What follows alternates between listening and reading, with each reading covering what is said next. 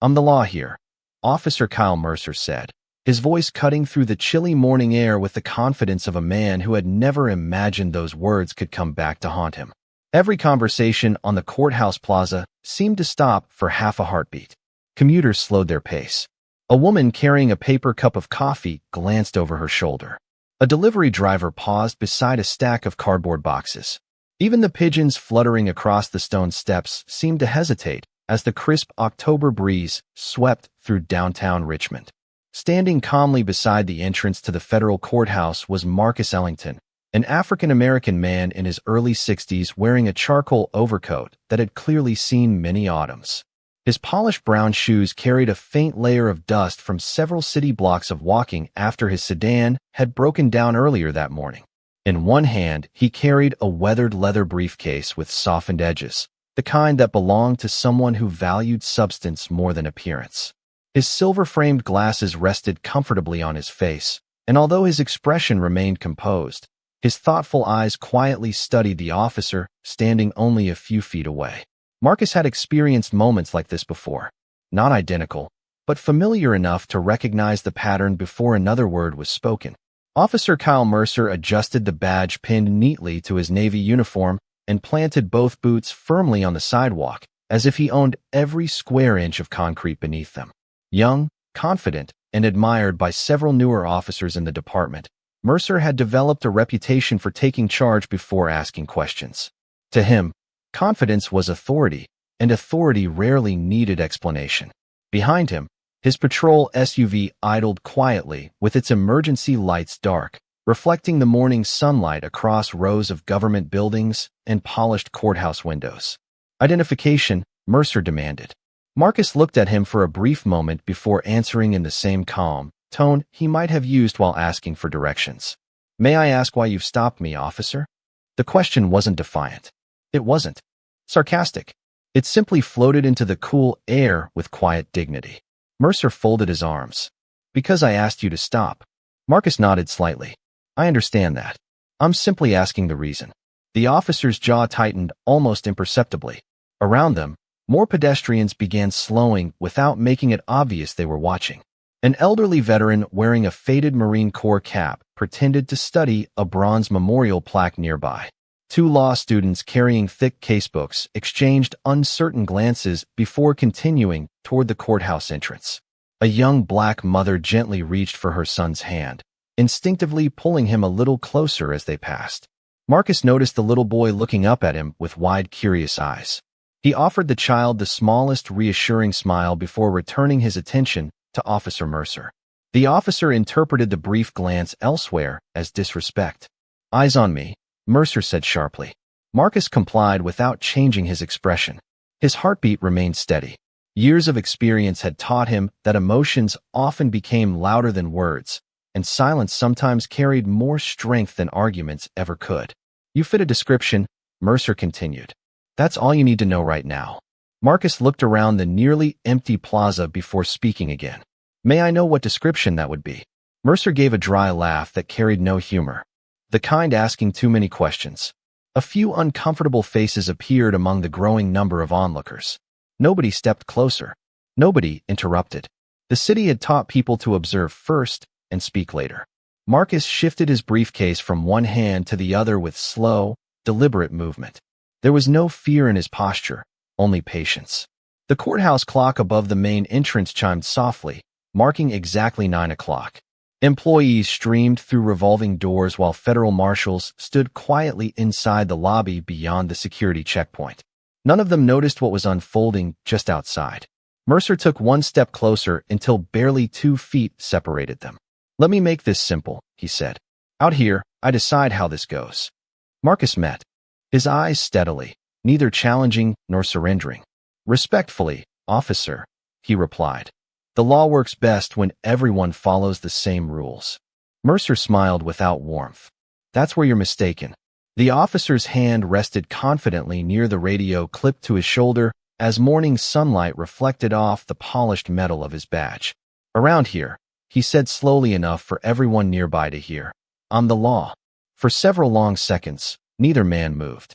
The distance between them remained small, but it felt as though years of different life experiences stood quietly in the space separating them. Marcus Ellington kept his shoulders relaxed, his breathing even, and his eyes steady. He had learned long ago that composure was not weakness. It was discipline.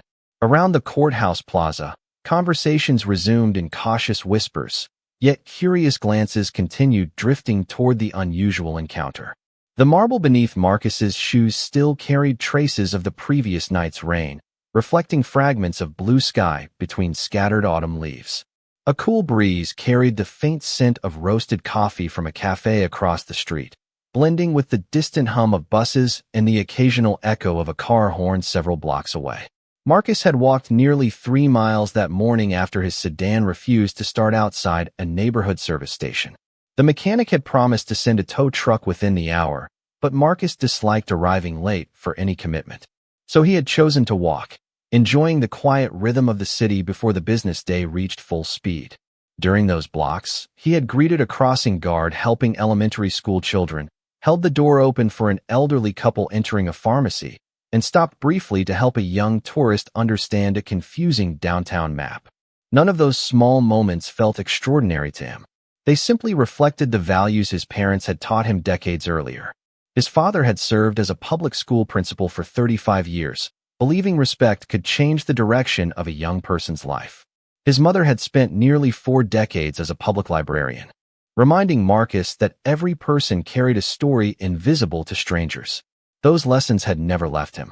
Officer Kyle Mercer, however, saw only what stood directly in front of him. An older black man wearing a worn overcoat, carrying an old briefcase, calmly questioning an officer's authority. Mercer had spent 6 years on the force, collecting commendations for quick decisions and confident leadership. Confidence had become habit, and habit had quietly transformed into certainty. He believed hesitation invited weakness. He believed authority depended on being the strongest voice in every conversation. Most days, nobody challenged that belief. Today felt no different. "Last chance," Mercer said evenly. "Show me your identification." Marcus answered without raising his voice. "I will gladly cooperate once I understand the legal reason for the stop." Several people exchanged uneasy looks. A courthouse maintenance employee pushing a utility cart slowed almost to a stop before continuing toward the loading dock. 2 assistant district attorneys emerging from a nearby parking garage noticed the gathering, but assumed it was an ordinary police interaction. In government districts, scenes like this often blended into the background of busy mornings.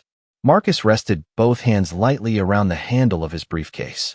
Inside were neatly organized legal files, handwritten notes, and a leather-bound notebook he had carried for nearly 15 years. The notebook contained reminders he often reread before important days. One sentence, written in his late father's careful handwriting, remained his favorite. "Never confuse authority with character." Marcus could almost hear those words now. Mercer interpreted the silence differently. He stepped slightly closer, lowering his voice enough that only Marcus could hear clearly. "You know what your problem is?" Marcus looked at him patiently. "You think rules protect everyone equally." Marcus considered the statement before answering. "I believe they should." The response carried neither accusation nor sarcasm. It was spoken with the quiet conviction of someone who had devoted an entire lifetime to believing institutions could improve when people chose integrity over pride. Mercer shook his head with a faint smile that never reached his eyes. "That is not how the real world works." Across the plaza, the little boy Marcus had noticed earlier looked back again while his mother gently encouraged him toward the courthouse entrance. Marcus offered another reassuring nod, careful not to draw attention. The child smiled for an instant before disappearing through the revolving doors. That small exchange reminded Marcus exactly why moments like these mattered. Every public interaction taught someone watching what power looked like and what dignity looked like. He hoped the lesson would not be forgotten. The courthouse bell marked another quarter hour. More federal employees entered the building carrying briefcases and security badges clipped neatly to jackets and belts.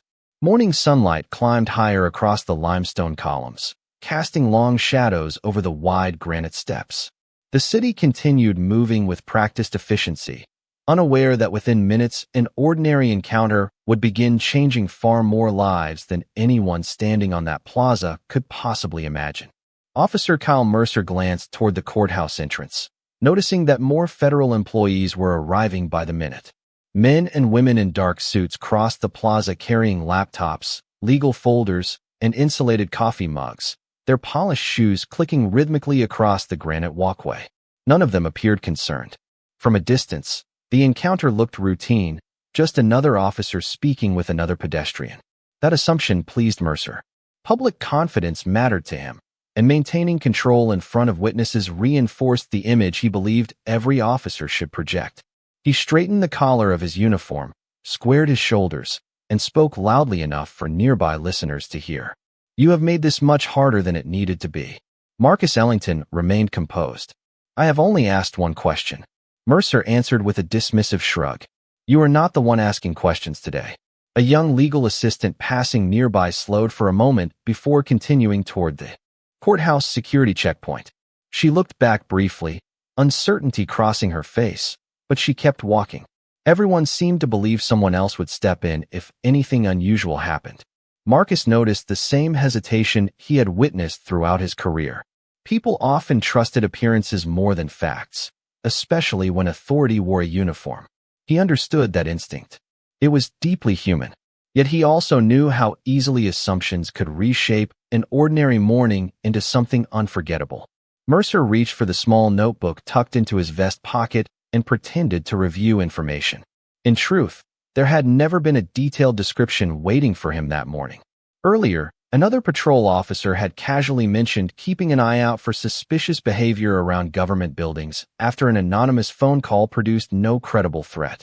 Mercer had interpreted those vague instructions broadly. Too broadly. He convinced himself that confidence justified instinct. As he studied Marcus once again, he quietly reinforced his own conclusion.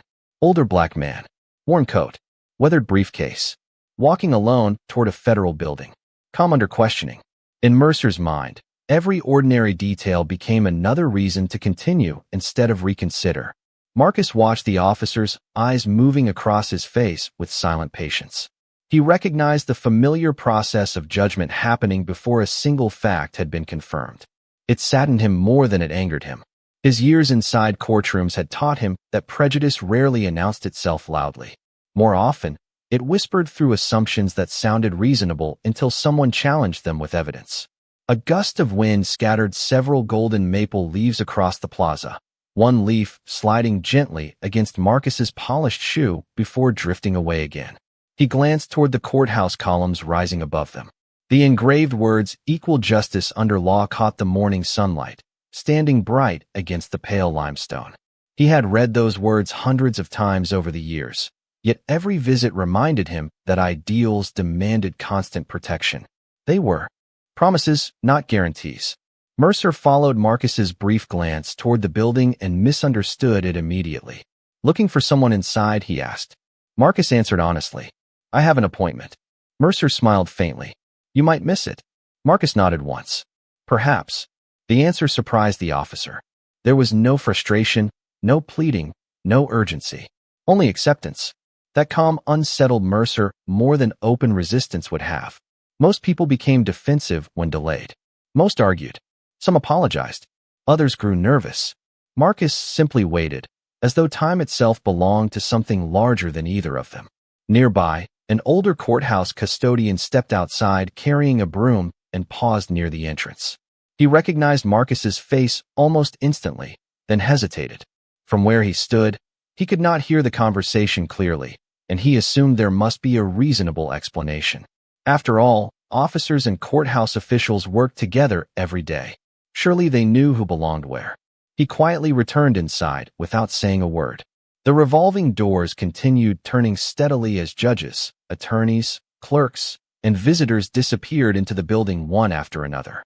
Inside, a judicial conference scheduled for 9:30 was only minutes away from beginning. Several senior officials glanced toward the empty chair reserved near the head of the conference table, expecting its occupant to arrive at any moment. Outside, Marcus checked neither his watch nor his phone.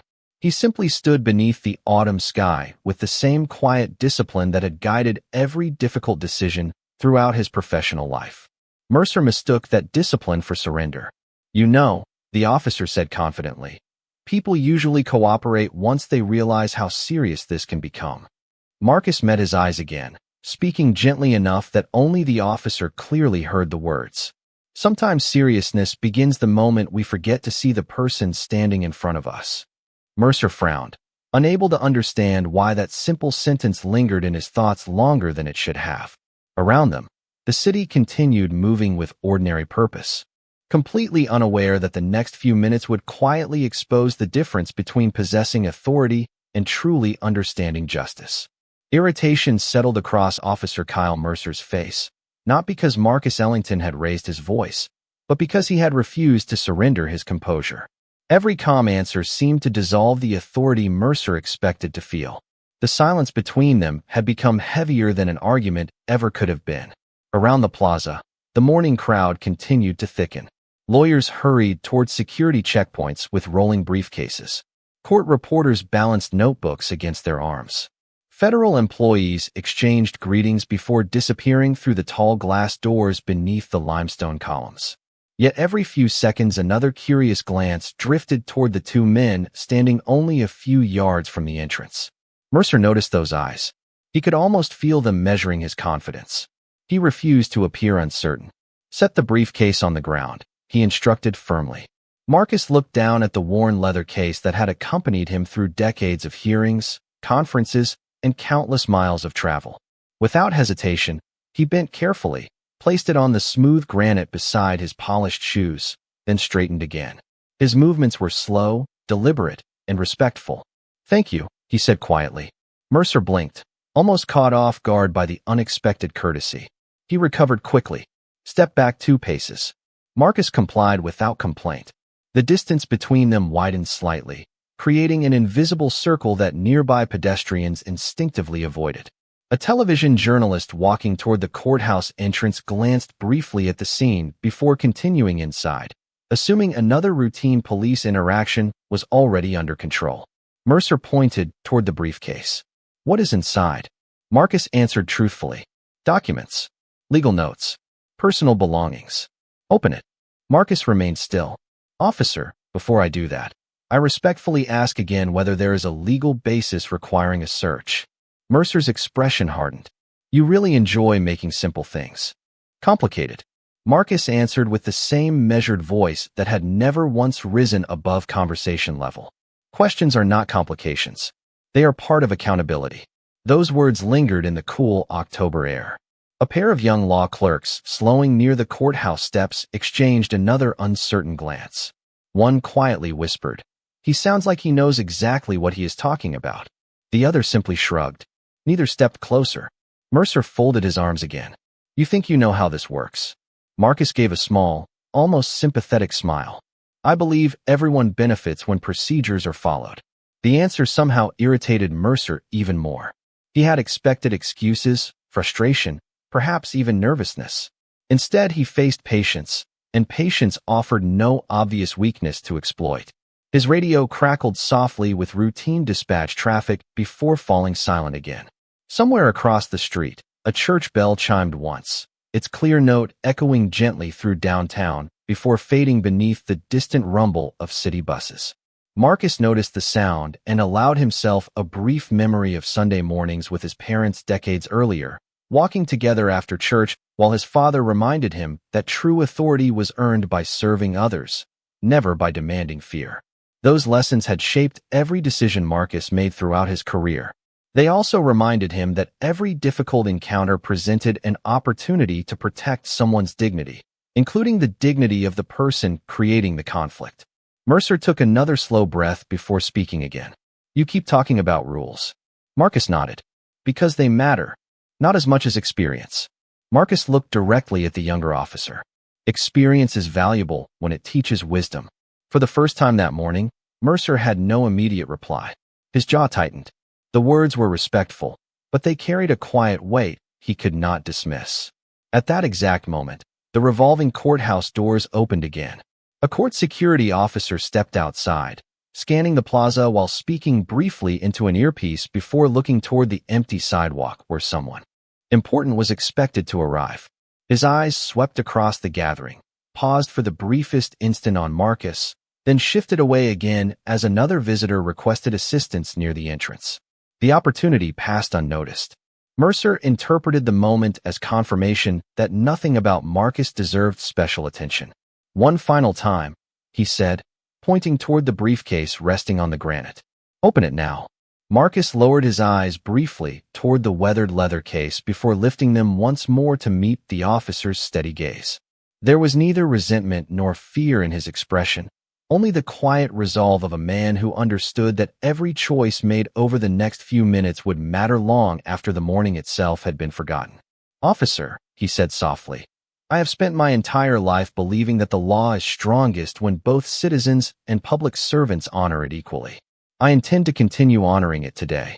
Officer Kyle Mercer stared at Marcus Ellington for another long moment, waiting for hesitation that never came.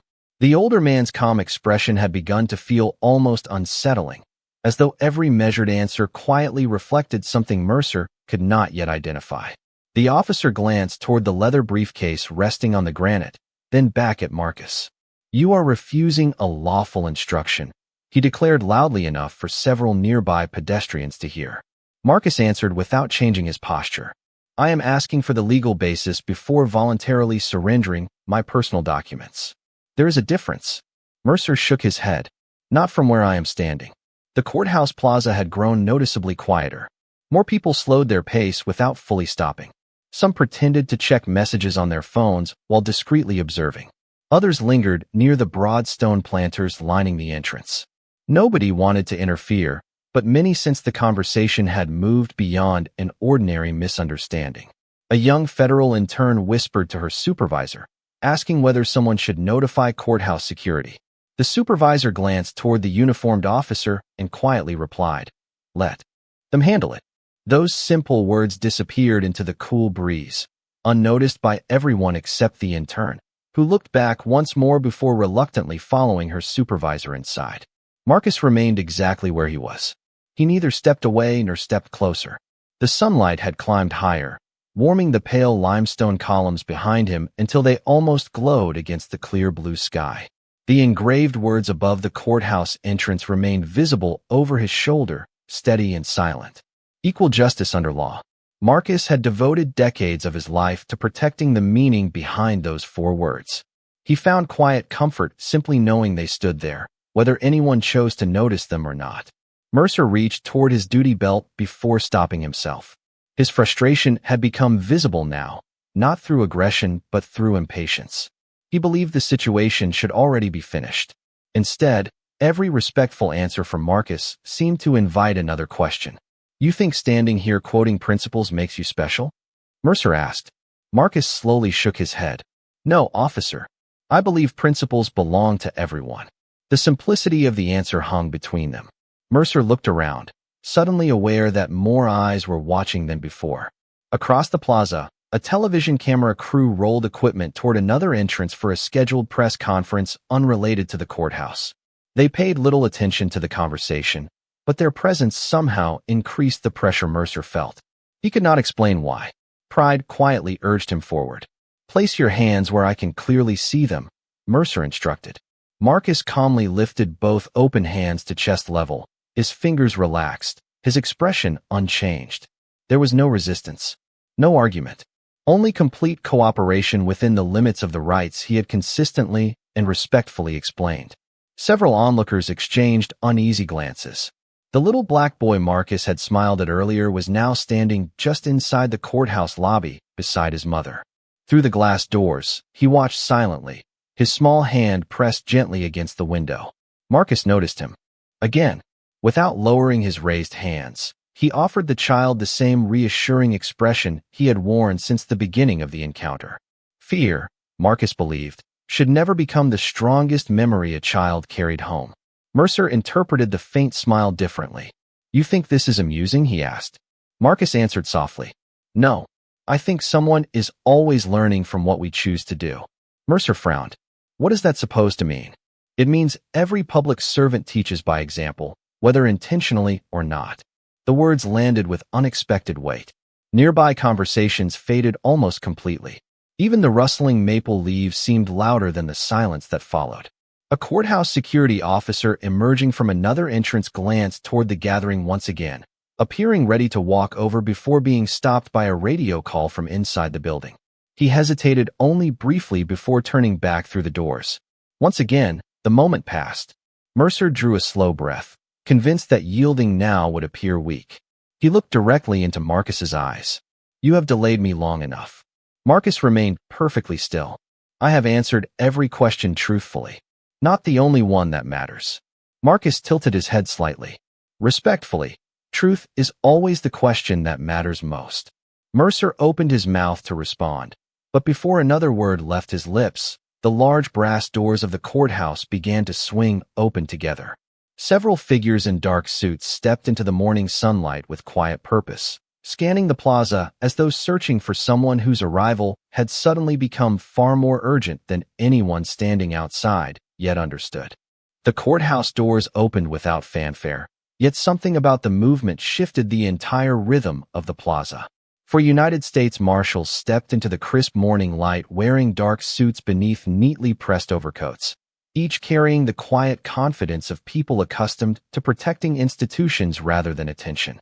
They paused near the entrance, scanning the crowd with practiced precision. One of them checked his watch before looking toward the broad granite steps again. Another spoke softly into a radio hidden beneath his lapel. None of them noticed Officer Kyle Mercer immediately. Their attention remained fixed on finding someone who should have arrived several minutes earlier. Mercer interpreted their appearance as routine courthouse activity and turned back toward Marcus Ellington without concern. "Do not move," he instructed. Marcus answered with the same steady voice that had guided every conversation that morning. "I have not moved since you asked me to remain here." The response carried no trace of irritation. If anything, it reflected quiet understanding. Marcus knew schedules mattered inside a federal courthouse. Meetings began on time. Proceedings followed careful order. People depended upon consistency. Somewhere beyond those marble walls, colleagues would already be wondering why an empty chair remained unoccupied. Yet Marcus never looked toward the entrance with impatience. He had spent decades believing that character revealed itself most clearly during delays no one expected. A cool breeze swept across the plaza once more, carrying a handful of amber leaves over the polished stone before settling beside the weathered leather briefcase resting near Marcus's shoes. The sunlight caught the brass buckles, making them gleam briefly before fading again. Marcus glanced down for only an instant. Inside that briefcase rested nothing dramatic, only legal papers, handwritten notes, family photographs tucked inside a notebook, and the reading glasses he always carried as a spare. Ordinary objects belonging to a man whose greatest habit was preparation. Across the plaza, the little boy inside the courthouse lobby remained near the glass doors. His mother gently rested a hand on his shoulder, encouraging him to come farther inside, but he continued watching Marcus with quiet curiosity. Marcus met the child's eyes once again and offered another calm nod. The boy smiled faintly before copying the gesture back. It lasted only a second, but Marcus treasured moments like that. Children remembered kindness long after adults forgot arguments.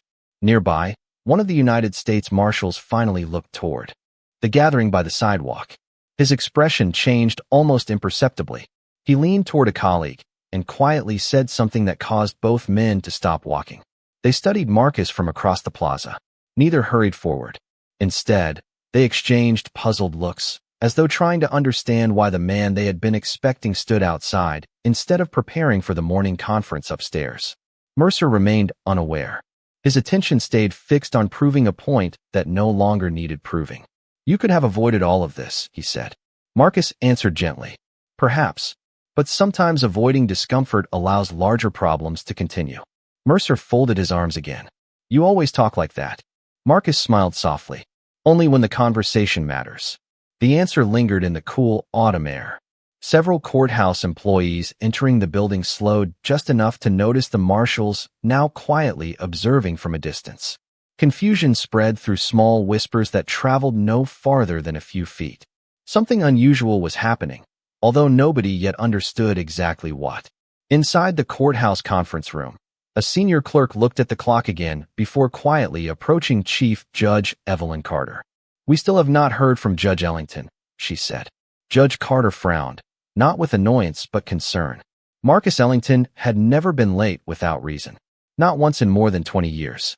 She closed the folder lying before her and stood from the conference table. "I will check myself," she said calmly.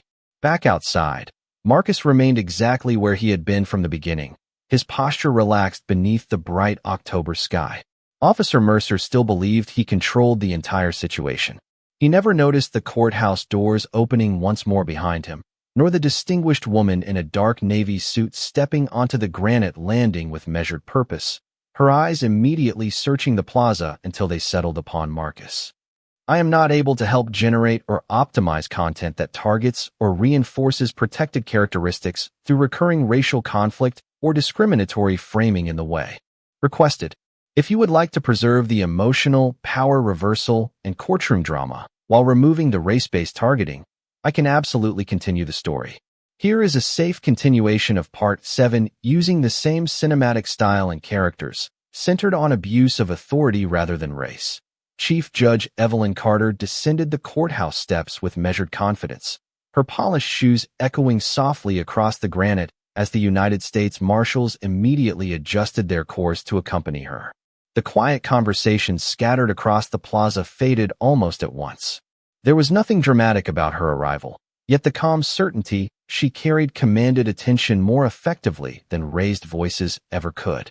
Officer Kyle Mercer finally turned, expecting perhaps another courthouse administrator with a scheduling question. Instead, he found the chief judge walking directly toward the older gentleman he had detained for the past several minutes. She did not look at Mercer first. Her eyes settled immediately on Marcus Ellington. A trace of concern crossed her otherwise composed expression. "Judge Ellington," she said warmly, "we have all been wondering where you were." For the first time that morning, complete silence settled across the plaza. The words seemed to suspend the air itself. Mercer stared from the chief judge to Marcus and back again, convinced he had misunderstood what he had just heard. Marcus offered the slightest apologetic smile. "I regret the delay, Chief Judge. An unexpected conversation required my attention." Judge Carter nodded once before turning toward Officer Mercer. Her expression remained professional, neither angry nor dismissive, but unmistakably serious. "Officer, may I ask why Judge Ellington has been prevented from entering the courthouse?" Mercer opened his mouth, then stopped. Every answer that had sounded certain only moments earlier suddenly seemed incomplete. "Ma'am, I was conducting an investigation," he replied carefully. "Based on what information?" she asked. Mercer hesitated. "Suspicious circumstances." "What circumstances specifically?" Another pause. The nearby marshals exchanged quiet glances. Marcus remained completely still, allowing the conversation to unfold without interruption. Judge Carter continued in the same calm tone. "Did Judge Ellington refuse to cooperate?" Mercer looked toward Marcus before answering. "No, ma'am." "Did he threaten anyone?" "No, ma'am." "Did he attempt to flee?" "No." "Did he answer your questions?" Mercer swallowed. "Yes, ma'am." The chief judge nodded thoughtfully. "Then I would appreciate understanding why a respected member of the federal judiciary has remained outside while today's judicial conference waits for him." Around them, courthouse employees had quietly gathered near the entrance. Several recognized Marcus immediately, surprise spreading across faces that moments earlier had assumed the encounter was routine. The little boy inside the lobby looked toward his mother with wide eyes. "He is a judge?" he whispered. She smiled gently and squeezed his hand. "Yes," she answered softly. "And look how calmly he treated everyone." Marcus finally spoke, his voice as steady as it had been since the first moment of the encounter. "Chief Judge, Officer Mercer has a difficult responsibility. Public safety requires difficult decisions. I only hope every decision is guided by facts before conclusions." Those words landed more heavily than any accusation could have. Judge Carter looked briefly at Marcus before returning her attention to Mercer. "Officer," she said, "authority earns public trust only when it is exercised with fairness, patience, and respect. Those principles protect every citizen, and they protect officers as well." Mercer felt the weight of dozens of quiet eyes surrounding him. The confidence that had seemed effortless earlier that morning had disappeared, replaced by the uncomfortable realization that the person standing before him had never relied on status to command respect. Marcus had demonstrated it from the very beginning through patience, courtesy, and restraint. One of the United States Marshals stepped forward holding a leather portfolio. "Judge Ellington," he said respectfully, "the conference is ready whenever you are." Marcus picked up his weathered briefcase, brushed a single autumn leaf from its surface, and looked toward Officer Mercer one last time. There was no satisfaction in his expression, no resentment, only quiet dignity. "Every day gives us another opportunity to serve the law well," he said gently. "I hope both of us have that opportunity again today." Marcus Ellington stood quietly for a moment after speaking, allowing his words to settle over the courthouse plaza like the last leaves drifting across the granite. Nobody hurried to fill the silence. Even the steady rhythm of footsteps entering the building seemed softer now. Officer Kyle Mercer felt every second stretching longer than the one before it. Only minutes earlier he had believed complete confidence meant never questioning himself.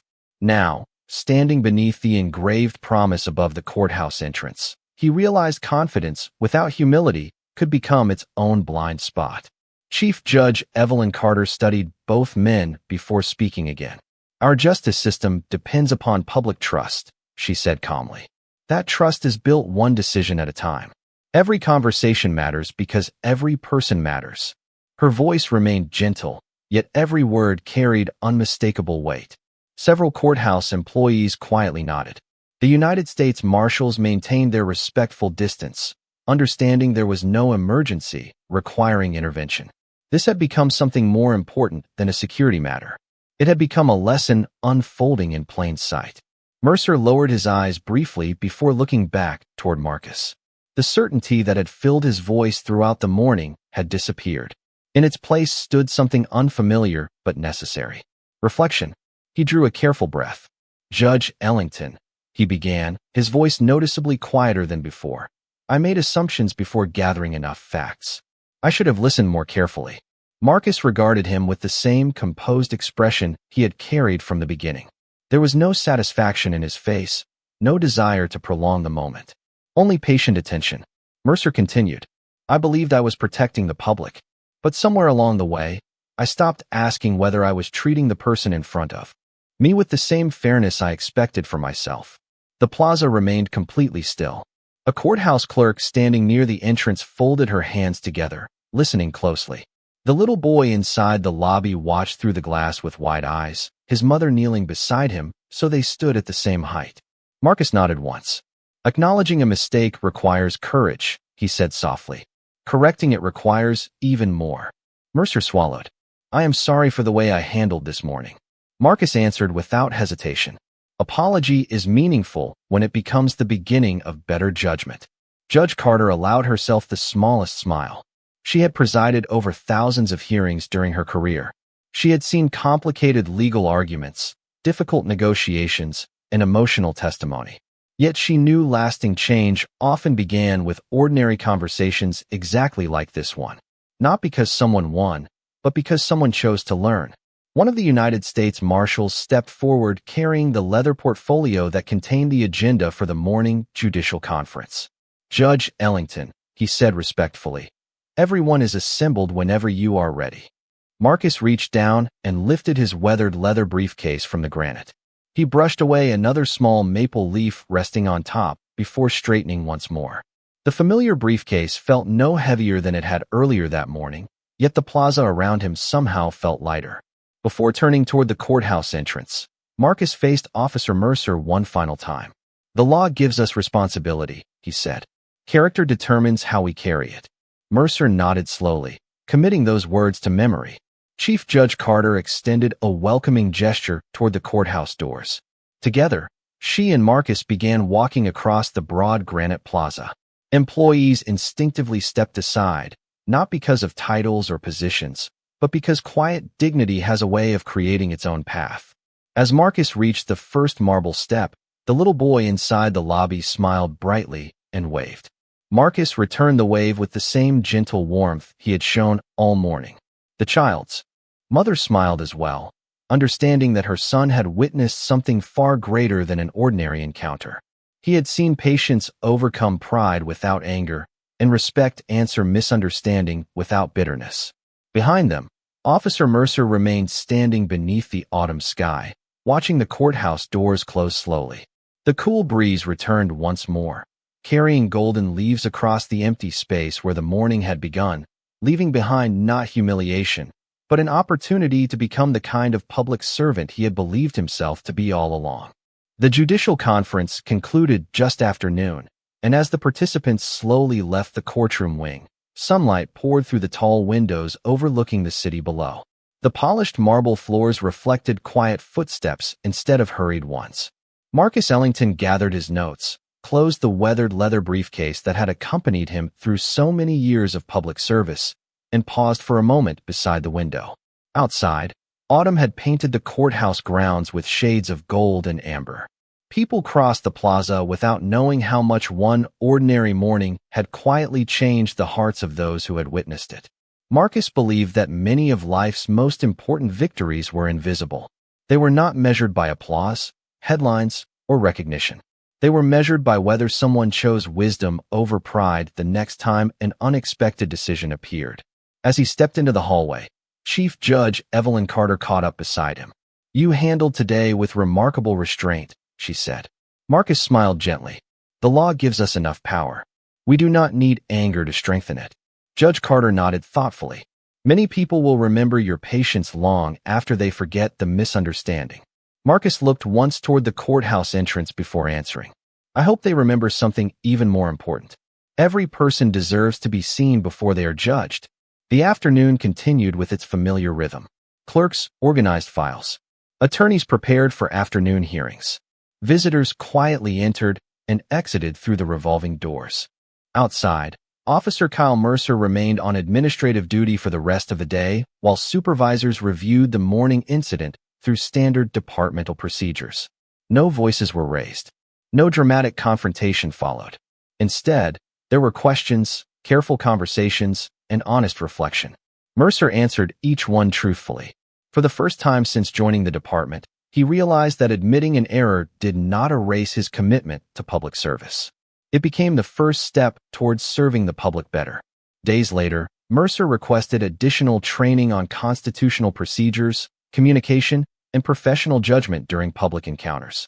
He also volunteered for community outreach events sponsored jointly by the police department and local civic organizations. Some people assumed he did so because he had been embarrassed. The truth was simpler. He wanted to become the officer he had believed he already was. One Saturday morning, while helping with a neighborhood youth program, Mercer noticed a familiar little boy standing beside his mother near the registration table. It was the same child who had watched through the courthouse window. The boy recognized him immediately. Mercer hesitated before walking over. He knelt slightly, so they stood at nearly the same height. "Good morning," he said with a warm smile. "I remember seeing you downtown." The child nodded. "I remember you too." There was no fear in the boy's voice, only curiosity. Mercer smiled again. "I hope the next time you see someone wearing this badge, you remember that we are supposed to help people." The boy looked up at his mother, then back at Mercer. "I think you will." Those 5 simple words stayed with Mercer far longer than any formal evaluation ever could. Several weeks after the courthouse incident, Marcus received a handwritten envelope delivered to his chambers. Inside was a short letter. It thanked him for showing patience when it would have been easier to respond with frustration. It promised that the lesson learned that morning would not be forgotten. The letter carried only one signature: Kyle Mercer.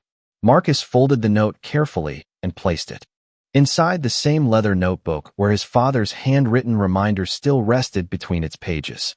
Never confuse authority with character. He added one sentence beneath it in his own careful handwriting. Character gives authority its purpose.